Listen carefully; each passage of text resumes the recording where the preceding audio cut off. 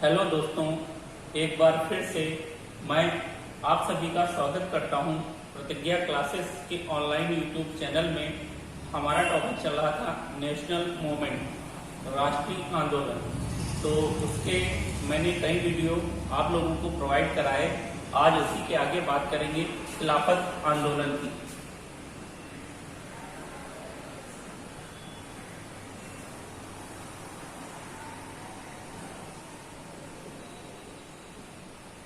खिलाफत आंदोलन 1919 में भारतीय मुसलमानों द्वारा चलाया गया आंदोलन था। अगर देखा जाए तो इस आंदोलन का हमारे इतिहास में या हमारे राष्ट्रीय आंदोलन में कोई महत्वपूर्ण घटनाक्रम नहीं है, लेकिन फिर भी इसे हम अपने राष्ट्रीय आंदोलनों में ही जोड़कर पढ़ते हैं, क्योंकि यह राष्ट्रीय आंदोलन भारतीय द्वारा चलाया गया था, लेकिन इसका भारतीय स्वतंत्रता से कोई लेना देना नहीं था। अगर बात करें खिलाफत आंदोलन की, तो उस समय 1914 के दौरान प्रथम विश्व युद्ध प्रारंभ हो चुका था और जो पूरा विश्व था, जो संसार था, वो दो ग्रुपों में डिवाइड हो गया था। एक जो ग्रुप था वो मित्र राष्ट्रों का ग्रुप था और दूसरा जो ग्रुप था वो धुरी राष्ट्रों का ग्रुप था। अगर देखा जाए मित्र राष्ट्रों में, तो उस समय की महाशक्तियां थी जैसे ब्रिटेन और अमेरिका। ये मित्र राष्ट्रों के प्रमुख देश थे। वैसे भी अनेक इसमें देश शामिल थे, लेकिन देखा जाए मोटे तौर पर तो ये प्रमुख देश थे। जबकि इसमें देखा जाए तो इसमें प्रमुख देश था जर्मनी, ऑस्ट्रिया। ये देश यूरोपियन कंट्री देश है, ये ऑस्ट्रेलिया नहीं है। इसके बाद इसी में शामिल था हंगरी, और इसी में एक बहुत बड़ा साम्राज्य शामिल था जिसे कहते हैं ऑटोमन साम्राज्य।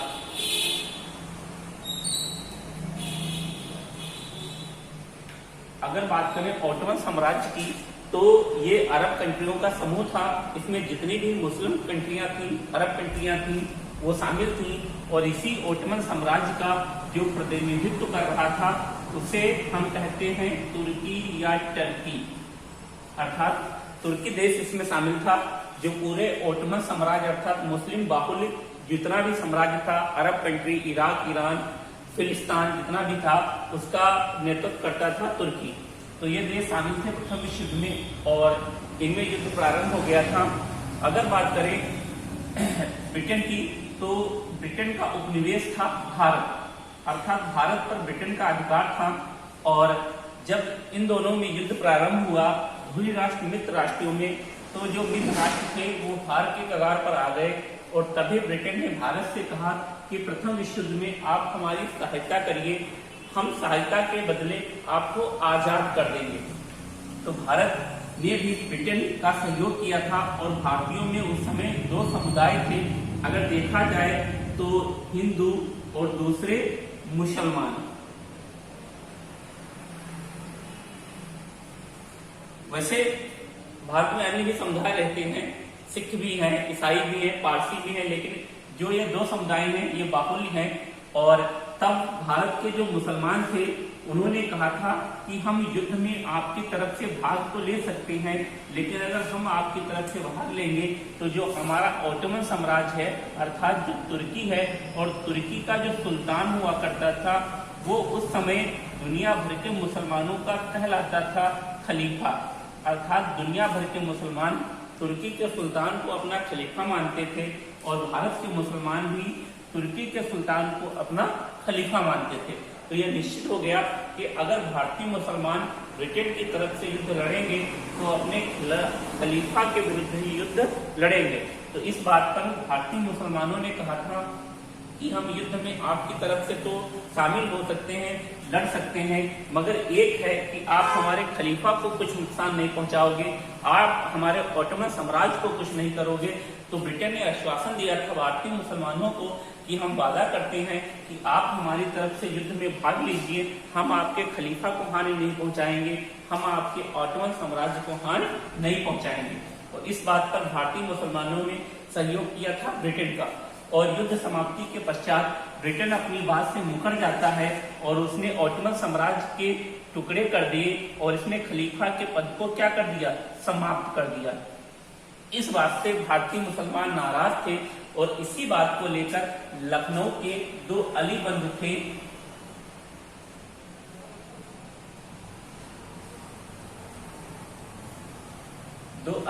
थे, जिनका नाम था शौकत अली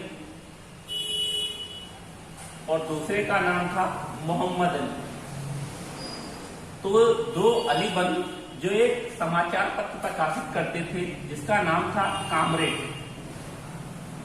तो इन अली बंधुओं ने इस पूरी घटना का जो है पूरा प्रकरण एक कामरेड नामक अखबार में प्रकाशित किया और इसमें इस घटना की निंदा की कि अंग्रेज अपने वादे से मुकर गए और उन्होंने भारतीय मुसलमानों को धोखा दिया, ऐसा उन्हें नहीं करना चाहिए था। लेकिन सिर्फ ये निंदा कर सकते थे और कामरेड नामक अखबार ने इसे प्रकाशित कर दिया। और इसी अखबार को एक दिन प्रातः काल गांधी जी बैठे हुए थे कुर्सी पर, चाय की चुस्कियां ले रहे थे और इस अखबार को पढ़ने लगे, क्योंकि गांधी ने लगातार 3 आंदोलन सफल कर दिए थे। पहला 1917 में चंपारण किसान आंदोलन, 1918 में अहमदाबाद मील मजदूर आंदोलन और उसके बाद खेड़ा किसान आंदोलन। तो तीनों आंदोलन सफल करने के बाद गांधी जी अपने घर में थे, अहमदाबाद में थे और प्रातःकाल का समय था, कामरेड नामक अखबार पढ़ रहे थे और तभी गांधी जी ने इस पूरे प्रकरण की निंदा कामरेड नामक अखबार में देखी दो अली बंधुओं द्वारा। गांधी को रहा नहीं गया, क्योंकि गांधी कुछ काम धाम था नहीं। गांधी दौड़े दौड़े आते हैं और इन्हीं अली बंधुओं से कहते हैं कि अली बंधुओं, आप निंदा ना करिए, आप इसमें आक्रोश ना प्रकट करिए, आप इसके लिए एक आंदोलन चलाइए। अर्थात आंदोलन चलाने के लिए प्रेरित करते हैं अली बंधुओं को। लेकिन अली बंधुओं ने कहा कि महाराज गुरु, हम आक्रोश ही प्रकट कर सकते हैं, हम छोटी हस्ती हैं, आपकी तरह देश विदेश नहीं टहले हुए हैं, आपकी तरह वकील नहीं है, हम सिर्फ आक्रोश प्रकट कर सकते थे, वो कर दिया। आंदोलन चलाना हमारे बस की बात नहीं है। और गांधी के आग्रह पर ही अली बंधुओं ने खिलाफत आंदोलन की रूपरेखा रख दी थी और गांधी के दिशा निर्देश पर ही अली बंधुओं द्वारा खिलाफत आंदोलन की शुरुआत कर दी जाती है और सितंबर 1919 में खिलाफत कमेटी का गठन किया जाता है।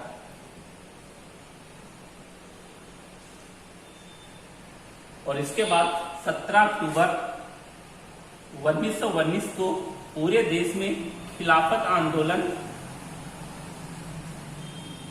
अली बंधुओं द्वारा प्रारंभ कर दिया जाता है। ध्यान रखना, सितंबर 1919 में खिलाफत कमेटी का गठन किया जाता है। 17 अक्टूबर 1919 को खिलाफत आंदोलन का प्रारंभ किया जाता है पूरे देश में। इसके बाद 24 नवंबर 1919 का इसी खिलाफत कमेटी का वार्षिक अधिवेशन बुलाया जाता है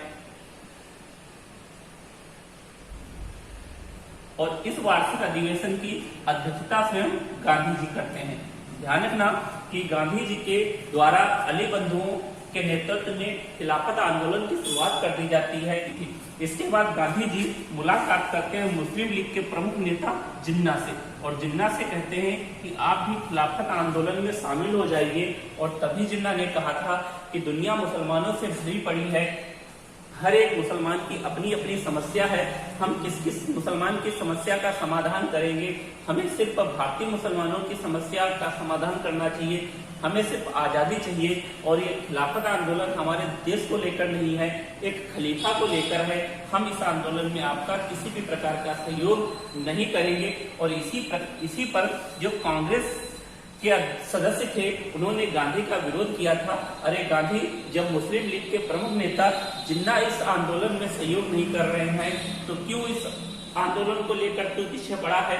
तभी गांधी ने कहा था कि मुझे आने वाले 100 सालों में इससे अच्छा अवसर नहीं दिखाई दे रहा है हिंदू मुस्लिम एकता पर बल देने का। अर्थात हिंदू मुस्लिम को एकत्रित करने के लिए, एक करने के लिए गांधी जी ने इस आंदोलन में अली बंधुओं का सहयोग दिया था। ऐसा गांधी जी ने इसलिए किया था क्योंकि ये जो था मुस्लिम लोगों को एकत्रित करके ब्रिटिश प्रशासन का विरोध करना था और इसीलिए इन्होंने हिंदू मुस्लिम एकता पर बल दिया था। इसका एक उदाहरण प्रस्तुत किया था आर्य समाज के एक बहुत बड़े नेता थे, नाम था स्वामी श्रद्धानंद। तो स्वामी श्रद्धानंद ने भी हिंदू मुस्लिम एकता का प्रतीक दिया था और इन्होंने दिल्ली की जामा मस्जिद में भाषण दिया था, अर्थात मुसलमानों ने जामा मस्जिद में सत्यानंद को बुलाया था और इन्होंने अपने भाषण का जो पहला वर्ड था वो एक वेद मंत्र के उच्चारण से प्रारंभ किया था। और इसी समय एक और उदाहरण निकल कर आता है, क्योंकि अमृतसर के जो सिख लोग थे, अर्थात जो स्वर्ण मंदिर है, स्वर्ण मंदिर की चाबियां मुस्लिम धर्म के प्रमुख नेता थे, नाम था सैफुद्दीन किचलू, पंजाब के वो भटते हुए नेता थे, उनको दे दी थी। अर्थात गोल्डन टेम्पल सिख लोगों ने भी हिंदू मुस्लिम एकता का प्रतीक दिया था कि हम सभी लोग भाई भाई हैं, और इस तरह ये आंदोलन धीरे धीरे सफल हो चला था। एक बैठक बुलाई गई 20 जून 1920 को इलाहाबाद में हिंदू मुस्लिम की एक संयुक्त बैठक का आयोजन किया गया और इस बैठक में प्रमुख बातों पर विचार किया गया कि किस तरह से हमें आजादी चाहिए और किस तरह से हम ब्रिटिश प्रशासन का विरोध करें। और इसी में एक और शब्द निकल कर आया था कि खिलाफत आंदोलन तो चल ही रहा है, इसके बाद हम असहयोग आंदोलन चलाएंगे। अर्थात जून 1920 में इलाहाबाद में संयुक्त बैठक में असहयोग आंदोलन चलाने जाने की बात की गई थी और इसके में कहा गया था कि 31 अगस्त 1920 को पूरे देश में खिलाफत दिवस मनाया जाएगा। अर्थात जून 1920 इलाहाबाद की संयुक्त बैठक में 30 अगस्त 1920 को पूरे देश में खिलाफत दिवस मनाए जाने का निर्णय पारित किया गया। लेकिन इसके बाद यह आंदोलन धीरे धीरे अप्रभावी हो गया। इसका कारण ये था कि ब्रिटेन और तुर्की के बीच एक संधि हुई थी, इसे कहते हैं सेवर्स की संधि। और सेवर्स की संधि में तुर्की को नया सुल्तान मिला था और उस सुल्तान ने स्वीकार किया था कि हम किसी के खलीफा वलीफा नहीं है। अर्थात तुर्की का जो सुल्तान था उसी ने मना कर दिया था कि आज से जो तुर्की का सुल्तान होगा वो किसी का खलीफा नहीं होगा। और जब तुर्की के सुल्तान ने ही मना कर दिया कि हम किसी के खलीफा नहीं है, तो दुनिया के मुसलमान क्यों लड़ेंगे खलीफा के लिए। अर्थात धीरे धीरे यह आंदोलन असफल हो गया। इस आंदोलन की असफलता के बाद एक नए आंदोलन की रूपरेखा गढ़ी जाती है। वो आंदोलन कौन था? तो वो आंदोलन था असहयोग आंदोलन। तो अब हम बात करेंगे असहयोग आंदोलन पर।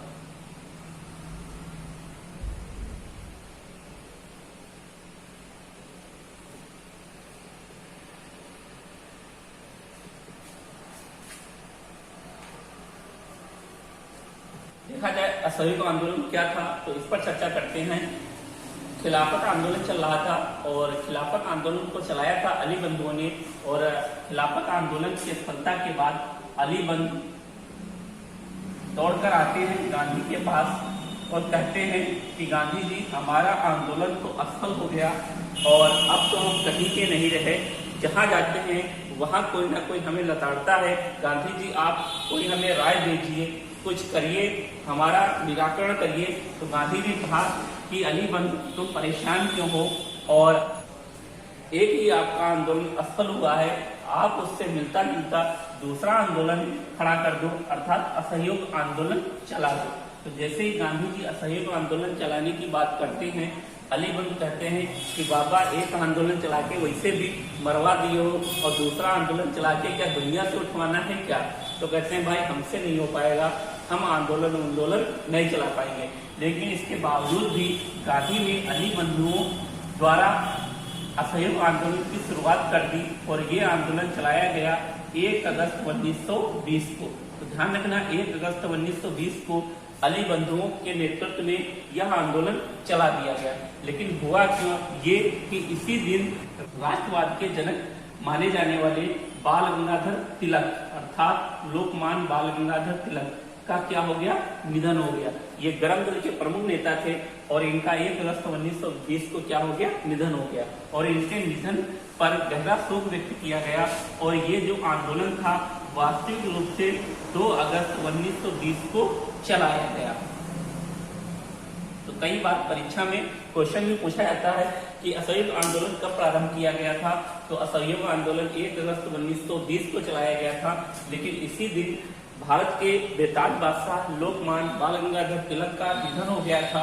इसीलिए यह आंदोलन वास्तविक रूप से 2 अगस्त 1920 को प्रारंभ किया गया था। तो ध्यान रखना, असहयोग आंदोलन 2 अगस्त 1920 को प्रारंभ किया गया था। तो ये आंदोलन चला दिया जाता है और इसी समय सितंबर 1920 में कांग्रेस का एक विशेष अधिवेशन कलकत्ता में आयोजित किया जाता है। तो ध्यान रखना कि सितंबर 1920 में कांग्रेस का वार्षिक अधिवेशन कहाँ आयोजित किया गया था? कलकत्ता में। वार्षिक नहीं, ये विशेष अधिवेशन बुलाया गया था क्योंकि वार्षिक अधिवेशन साल के अंत में होते थे, लेकिन ये बीच में ही बुलाया गया था।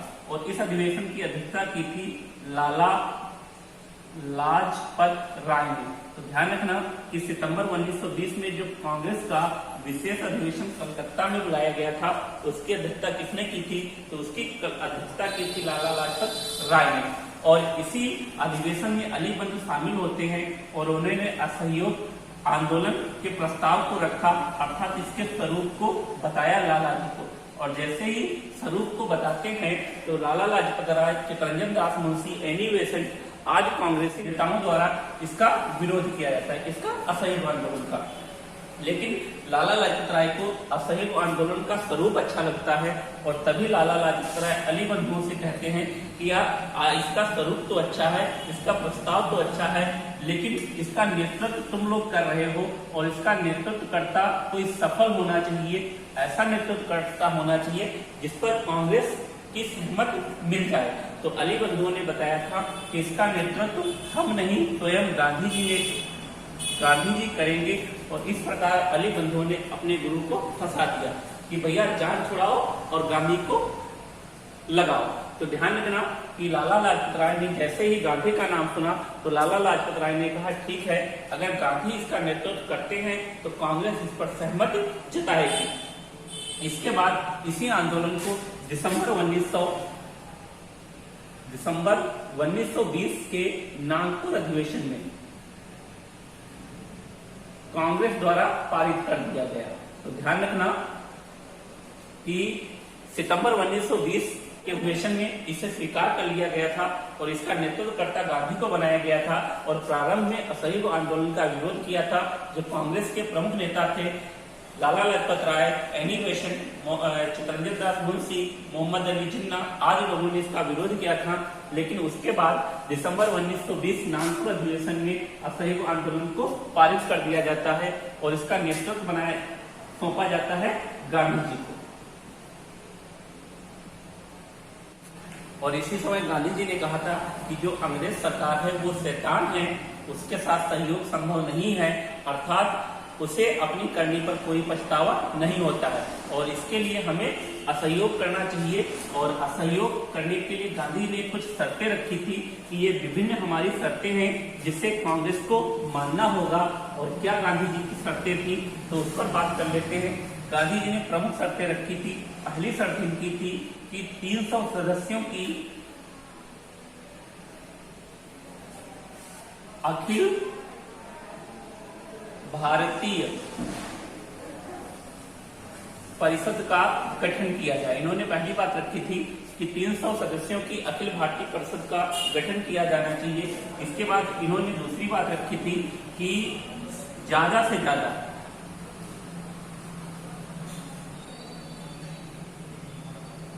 युवाओं को कांग्रेस की सदस्यता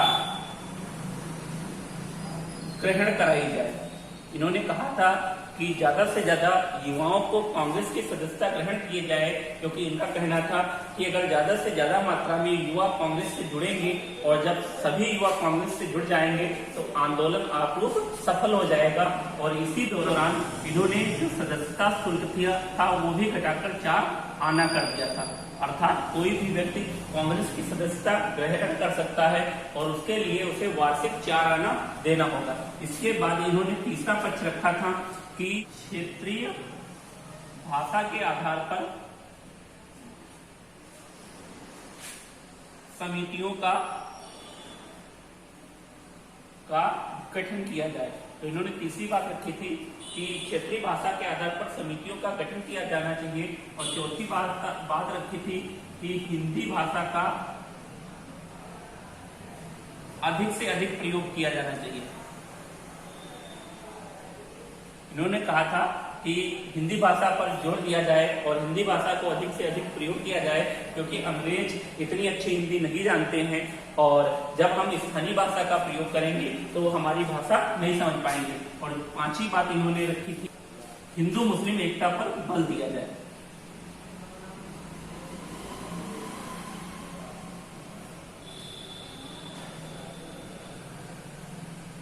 तो ध्यान रखना, गांधी जी की प्रमुख शर्तें थी, क्या था, 300 सदस्यों की अखिल भारतीय परिषद का गठन किया जाना चाहिए, ज्यादा से ज्यादा युवाओं को कांग्रेस की सदस्यता ग्रहण करानी चाहिए, और इसके लिए इन्होंने वार्षिक जो सदस्यता शुल्क था वो घटाकर 4 आना कर दिया था।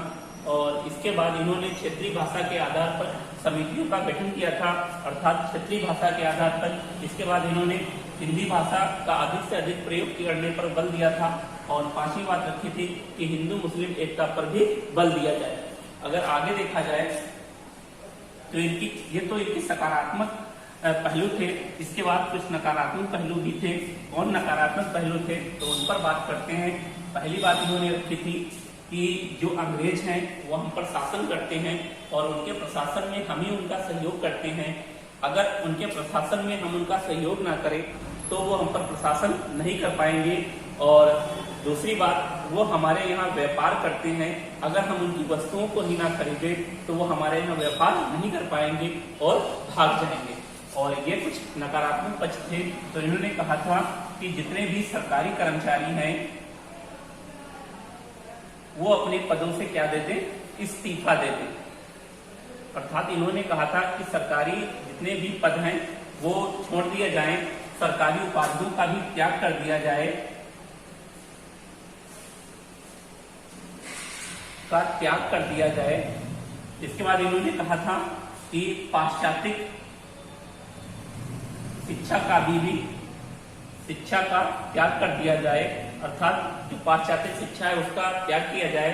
और पाश्चात्य शिक्षा का जो सबसे ज्यादा विरोध किया गया था वो बंगाल में किया गया था, और इसी दौरान पूरे भारत में लगभग 8000 नए विद्यालयों का गठन हुआ था। तो ध्यान रखना कि पाश्चात्य शिक्षा का सबसे ज्यादा विरोध कहाँ किया गया था, तो पश्चिम बंगाल में किया गया था, और इसी दौरान पूरे भारत में लगभग 8000 नए विद्यालयों का गठन किया गया था। और इसी दौरान अलीगढ़ मुस्लिम विश्वविद्यालय, काशी विद्यापीठ और बिहार विद्यापीठ आदि का गठन हुआ था। तो अलीगढ़ मुस्लिम विश्वविद्यालय का गठन और काशी विद्यापीठ का गठन और बिहार विद्यापीठ का गठन असहयोग आंदोलन के दौरान हुआ था 1921 के समय। अगर आगे बात करें तो इसी में गांधी जी ने कहा था कि विदेशी सामग्री का बहिष्कार करना चाहिए, विदेशी सामग्री का बहिष्कार किया जाए। अर्थात गांधी ने विदेशी सामग्री का बहिष्कार भी करने को कहा था। और सबसे ज्यादा असहयोग आंदोलन में जो बहिष्कार किया गया था वो विदेशी वस्तुओं का ही बहिष्कार किया गया था। जगह जगह विदेशी वस्तुओं की होलियां जलाई गई थी, अंग्रेजी शराब की दुकानों पर धरना दिया गया था, अंग्रेजी शराब की दुकानें तोड़ दी गई थी, पूरी तरह से तहस नहस कर दी गई थी, और सबसे ज्यादा विदेशी सामग्री को न अपनाने पर बल दिया था। गांधी ने यहाँ तक भी कहा था कि विदेशी सामग्री के साथ बर्बरता ही इनके साथ सर्वोत्तम उपाय है, अर्थात इनकी बर्बादी करना ही इनके साथ सर्वोत्तम उपाय है। गांधी ने यहाँ तक कहा था कि कोई भी वस्तु जो स्वदेशी में उपस्थित नहीं है, अर्थात विदेशी में उपस्थित है, तब तुम क्या करोगे, तुम अपनी जरूरत को मार दोगे लेकिन विदेशी वस्तुओं का प्रयोग नहीं करोगे। और इन सब का सबसे पहले जो बहिष्कार किया था वो स्वयं गांधी ने किया था। तो ध्यान रखना, असहयोग आंदोलन में जो सबसे पहले बहिष्कार था वो गांधी ने किया था।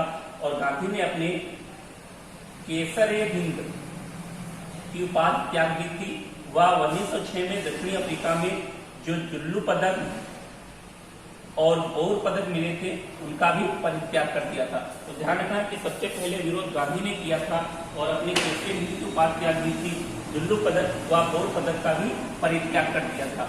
और इसी दौरान मार्च 1920 में तिलक स्वराज फंड की स्थापना हुई थी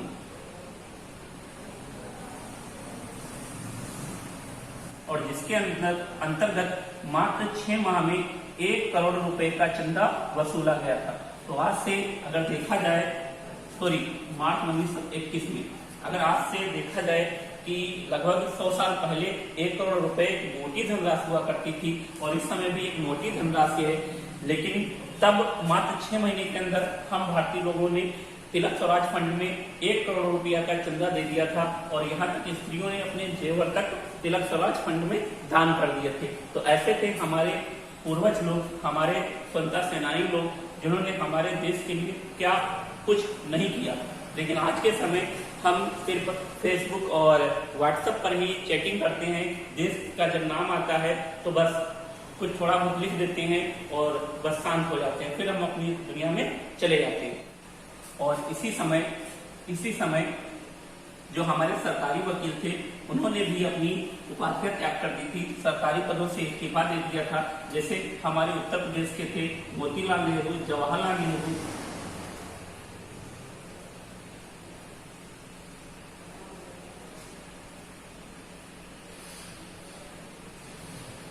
ये हमारे उत्तर प्रदेश से थे। बिहार से थे राजेंद्र प्रसाद और हमारे मद्रास से थे चितरंजन दास मुंशी। इन लोगों ने अपने वकील पद से भी इस्तीफा दे दिया था और जमुनालाल बजाज ने अपनी राय बहादुर की उपाधि से भी इस्तीफा दे दिया था। अर्थात बहुत जोर जोर से विरोध किया गया था असहयोग आंदोलन में अंग्रेजों का और यह असहयोग आंदोलन पूरी तरह से सफल होता प्रतीत दिख रहा। और इसी दौरान महात्मा गांधी जी मदुरै में पहुंच गए थे और मदुरै में भाषण दे रहे थे और ये भाषण पूरा केंद्रित था खादी पर, क्योंकि इसमें खादी को लेकर बहुत ज्यादा बल दिया गया था और सर्वाधिक स्वदेशी चीजों पर बल दिया गया था, खादी और चरखे पर बल दिया गया था। तो मदुरै में गांधी जी भाषण दे रहे थे खादी पर और कि हम लोगों को खादी वस्त्र यूज करना चाहिए, स्वदेशी निर्मित वस्त्र यूज करना चाहिए, विदेशी वस्तुओं का परित्याग करना चाहिए। आदि प्रकार से जोशीला भाषण दे रहे थे। तभी एक व्यक्ति जो वहां खड़ा हुआ था और उसने खड़े होकर महात्मा गांधी से क्वेश्चन कर दिया कि महात्मा गांधी, खादी एक बहुत महंगा वस्त्र है और जितने में हम खादी का एक कपड़ा खरीदेंगे उतने में विदेशी में हम कई कपड़े खरीद सकते हैं, तो आप बताइए हम खादी कैसे यूज करें। तभी गांधी ने कहा था कि कोई जरूरी नहीं है कि आप सारे कपड़े खादी ही खरीदिए, अर्थात पेंट शर्ट बुस्कट जो कुछ भी है आप खादी ही पहने, आप उतने वस्त्र का यूज करिए जिससे आपका तन ढक जाए। ये जरूरी नहीं है कि आप पूरा तन कपड़ों से ढके, आप उतने वस्त्र का यूज करिए जिससे आपका तन ढक जाए। और ऐसा कहते हुए उन्होंने जो अपना कुर्ता पैजामा पहना था वो निकाल कर फेंक दिया और कहा कि आज से हम सिर्फ एक ही वस्त्र में रहेंगे और उसी समय से एक धोती ली और उसी को लपेट लिया और आजीवन एक वस्त्र में ही रहे गांधी जी। तो ऐसे थे हमारे महात्मा गांधी जी। तो ध्यान रखना कि धोती वाला रूप गांधी ने कब से धारण किया था, तो 1921 मदुरै में भाषण देते समय तब से धारण किया था और तभी से गांधी जी ने कभी जीवन में दूसरा वस्त्र यूज नहीं किया था। उसी धोती को पहन लेते थे, उसी धोती को ओढ़ लेते थे। इसका मतलब ये नहीं है कि उनके पास एक ही धोती थी। भाई बहुत अमीर व्यक्ति थे, देश विदेश जाया करते थे, उनके पास बहुत सी धोती थी, लेकिन पहनते एक ही वस्त्र थे। हम लोगों की तरह नहीं, जींस पहन लिया, शर्ट पहन ली, टोपी लगा ली, रुमाल भी ले लिया, मोजे भी पहन लिए, बूट वूट पहन लिए, तो इतने सारे वस्त्र नहीं यूज करते थे गांधी जी। ठीक है, अगर आगे बात करें तो और इसी समय का एक और घटनाक्रम निकल कर आता है। नवंबर 1921 में ब्रिटेन के नवाब थे, राजा थे प्रिंस वेल्स। तो ध्यान रखना कि प्रिंस वेल्स भारत यात्रा पर आए थे और जब ये भारत आए थे तो बंबई में इनका विरोध किया गया और मोहम्मद अली व अन्य नेताओं द्वारा विरोध किया गया, काले झंडे दिखाए गए और जब इनका विरोध किया गया तो भैया पुलिस ने इसी भीड़ पर गोली चला दी, जिसमें लगभग 45 लोग मारे गए थे और 400 लोगों को बंदी बना लिया गया था। तो ये भी बहुत बड़ा घटनाक्रम हो गया था कि नवंबर 1921 में प्रिंस वेल्स का विरोध किया गया था और तभी भीड़ पर गोली चला दी गई थी, जिसमें लगभग 45 भारतीय मारे गए थे और 400 लोगों को बंदी बनाया गया था। और इसके बाद दिसंबर 1921 में कांग्रेस का वार्षिक अधिवेशन आयोजित किया गया और इस वार्षिक अधिवेशन में सभी लोग भाग लेने आए और इसी वार्षिक अधिवेशन में गांधी जी भी भाग लेने आते हैं और गांधी जी पूछते हैं कि भैया आंदोलन कैसा चल रहा है। तो गांधी ने क्वेश्चन पूछा भीड़ से कि आंदोलन कैसा चल रहा है, तो भीड़ ने अन्य तमाम लोगों ने कहा कि आंदोलन अच्छा चल रहा है। तो गांधी ने कहा कि आंदोलन अच्छा नहीं, आंदोलन बहुत अच्छा होना चाहिए। और जैसे ही गांधी ने कहा कि आंदोलन बहुत अच्छा होना चाहिए तो ध्यान रखना कि आंदोलन हिंसात्मक हो जाता है। लेकिन गांधी जी हिंसा के विरोधी थे, अर्थात अहिंसा के पुजारी थे। तो गांधी का कहना था कि मुझे हिंसा पसंद नहीं है, अर्थात आप अहिंसा करिए, हिंसा नहीं। लेकिन जब गांधी जी कहते हैं कि आंदोलन बहुत अच्छा होना चाहिए, जिससे ये आंदोलन क्या हो जाता है, हिंसात्मक हो जाता है। ध्यान रखना दिसंबर 1921 के वार्षिक अधिवेशन में गांधी ने एक बात और कही थी। गांधी ने कहा था कि हम असहयोग आंदोलन से मिलता जुलता एक और आंदोलन चलाएंगे, जिसका नाम था सविनय अवज्ञा आंदोलन। दिसंबर 1921 के वार्षिक अधिवेशन में गांधी जी द्वारा सविनय अवज्ञा आंदोलन चलाए जाने की पुष्टि की जाती है और इसी का परिणाम निकल कर आता है मोपला विद्रोह। एग्जाम में भी पूछा गया है, कई बार पूछा गया है। मोपला विद्रोह 1921 में हुआ था और इसका संबंध केरल के मालाबार तट से है। क्या हुआ था कि केरल के मालाबार तट पर हिंदू जागीरदारों पर मुस्लिम किसानों ने हमले कर दिए थे, अर्थात सांप्रदायिक दंगा भड़क गया था और कारण था कि गांधी ने कहा था कि आंदोलन अच्छा नहीं, बहुत अच्छा होना चाहिए। और इसी का परिणाम निकलता आता है कि असम के जो चाय के बागान में काम करने वाले मजदूर थे, उन्होंने भी हिंसात्मक रवैया अपना लिया था और उन्होंने भी चाय के बागानों में काम करने से मना कर दिया था। अर्थात यह आंदोलन एक प्रकार से हिंसात्मक होने लगा था धीरे धीरे। कुछ समय पश्चात गांधी ने 1 फरवरी 1922 को तत्कालीन वायसराय लॉर्ड इरविन को खत लिखा था और उस खत में प्रमुख मांगे की थी कि जितने भी राजनीतिक कैदी हैं उनको जल्द से जल्द रिहा किया जाना चाहिए। जलियांवाला बाग हत्याकांड में मारे गए लोगों को मुआवजा देना चाहिए। खिलाफत आंदोलन में जो हमारा घाटा हुआ है उसका मुआवजा देना चाहिए। प्रिंस ऑफ वेल्स में जो लोग मारे गए हैं, जो लोग कैदी हैं, उनको मुआवजा और जल्द से रिहा करना चाहिए। हमारे जितने भी कर हैं वो सभी माफ किए जाने चाहिए और ये सभी मांगे हमें 7 दिन में पूरी चाहिए। अगर ये मांगे 7 दिन में पूरी नहीं होगी तो हम इससे मिलता जुलता हुआ एक दूसरा आंदोलन चलाएंगे और जिसका नाम बताया गया था सविनय अवज्ञा आंदोलन। और ऐसा कहते हुए गांधी जी अपना केंद्र बना लेते हैं बारडोली को, क्योंकि गांधी जी को पता था कि अगर लॉर्ड इरविन ने हमारी 7 दिन में मांगे पूरी नहीं की तो हम अगला आंदोलन बारडोली से चला देंगे, जिसका नाम था सविनय अवज्ञा आंदोलन। तभी हुआ ये कि ये जो आंदोलन था वो हिंसात्मक हो गया था और इसी का परिणाम निकल कर आता है 5 फरवरी 1922 की उत्तर प्रदेश की घटना थी, जिसका नाम था चोरा चोरी कांड। चोरा कांड। तो क्या था चोरा चोरी कांड, इस पर हम अगले वीडियो में चर्चा करेंगे। तो आप सभी लोगों को अगर हमारा वीडियो अच्छा लगा हो तो प्लीज लाइक करिए, सब्सक्राइब करिए तथा अपने दोस्तों को शेयर करना मत भूलिए। धन्यवाद।